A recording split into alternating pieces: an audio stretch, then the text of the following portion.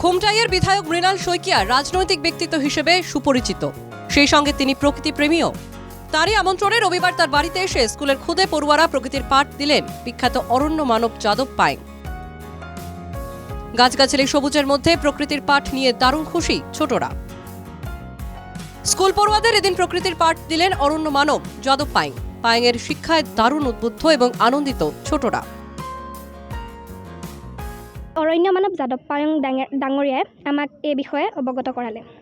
অৰণ্য মানৱগৰাকী আজি বহুত ভাল লাগিছে, মানে এনেকুৱা এটা ভাল বস্তু শিকিবলৈ পাই বহুত ভাল লাগিছে। আমি এতিয়া গম পাইছোঁ যে কিদৰে মানে গছ কটাৰ ফলত সমস্যাসমূহৰ সৃষ্টি হৈছে, কিদৰে জলবায়ুৰ পৰিৱৰ্তনৰ ফলত কিমান সমস্যাৰ সৃষ্টি হৈছে আৰু এইসমূহ কেনেদৰে দূৰ কৰিব পাৰি সেই বিষয়ে আমাক যিদৰে অৱগত কৰিলে আমি বহুতো উপকৃত হৈছোঁ।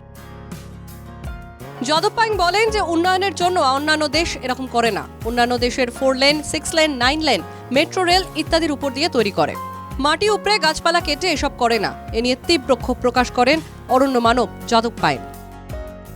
সেইটো ডেভেলপমেণ্টৰ কাৰণে অন্যান্য দেশত সেইটো নকৰে। অন্যান্য দেশত 4 লেন, 6 লেন, 9 লেন মেট্ৰ' গাড়ী ৰেলগাড়ী ওপৰলৈ বনায়, মাটি অধিগ্ৰহণ কৰি নহয়, গছ কাটি নবনায়। আমাৰ প্লেনিং অফিচাৰৰ গাত দুখ আছে, চৰকাৰৰ গাত দুখ নাই। এইটো ডেভেলপমেণ্টৰ কাৰণে 2015 চনৰ all over India 4 lane, 6 lane, 9 লেনৰ কাৰণে প্লেনিং অফিচাৰটো ক'ত থাকে? দিল্লীৰ কংক্ৰিট ফাৰ্ষ্টত থাকে, AC ৰুমত থাকে, AC গাড়ীত যায়, তেওঁতো ফিল্ডত নকৰে। খুমটাইয়ের বিধায়ক মৃণাল শইকিয়ার আমন্ত্রণে এদিন স্কুল পড়ুয়াদের প্রকৃতির পাঠ দিতে এসেছিলেন যাদব।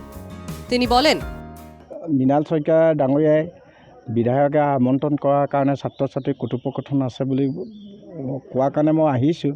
আহি ভাল লাগিছে। ছাত্ৰ ছাত্ৰী বিশেষকৈ নতুন প্ৰজন্মৰ ওপৰত গুৰু দায়িত্বটো এইটোৱেই। আজিলৈকে পৃথিৱীৰ কোনো এখন দেশৰ শিক্ষানীতিত পৃথিৱীক ভাল পাবলৈ নাই। নথকাৰ ফলত জলবায়ু পৰিৱৰ্তনত COVID-19 আহি গৈছে। সেইকাৰণে ইহঁতক পৃথিৱীখনক ভাল পাবলৈ শিকোৱাটো মোৰ কৰ্তব্য।